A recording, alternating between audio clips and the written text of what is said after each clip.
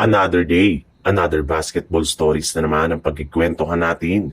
At ngayon nga ay ang pag-uusapan natin ang balitang pag-trade na ng Los Angeles Lakers kay Austin Reeves. At ang balitang may dalawang player na nga daw po na umalis sa Golden State Warriors. Kamakailan lamang nga ay kumalat na nga ang balita na balak na nga daw pong gamitin ng Los Angeles Lakers si Austin Reeves bilang trade asset para makakuha sila ng bagong player na mas makakatulong kina LeBron James at Luka Doncic. Ayaw na rin naman nga daw itong bigyan ng kanilang kupunan ng bagong kontrata since hindi rin naman nga ito masyadong mapagkakatiwalaan pagdating ng playoffs. Mas lalo na ngang umingay ang trade ni Austin Reeves nang tanggihan nito ang kanyang player option next season. Kaya dahil magiging isa na nga itong ganap na unrestricted free agent next summer. Pero hindi rin naman nga ibig sabihin nito na tuluyan na nga siyang papabayaan ng Lakers dahil maaari pa rin naman nga nila siyang bigyan ng max contract na nagkakahalaga na mahigit 5-year, $246 million contract.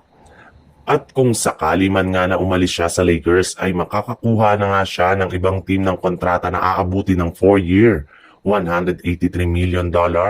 At kung ang NBA insider nga daw ang inyong tatanungin, malaki pa rin nga ang posibilidad na panatilihin nito ng Lakers sa mga susunod na season. Sa ibang balita naman, naibalita na nga na hindi na nga kinuha pa ni Jonathan Kuminga ang kanyang qualifying offer sa Golden State Warriors na siyang dahilan para tuluyan na siyang maging isang ganap na unrestricted free agent simula sa darating na July 1.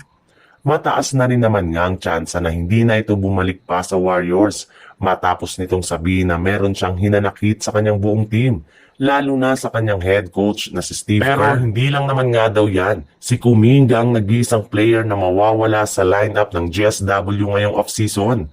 Sa katunayan, base nga sa kalalabas pa lang na balita ni Monty Paul, marami na nga daw po sa kanyang mga source ang nagsabi na inaasahan na nga daw po na hindi na maipapanatili pa ng Golden State Warriors ang kanilang lineup, ang kanilang defensive guard na si Gary Payton II.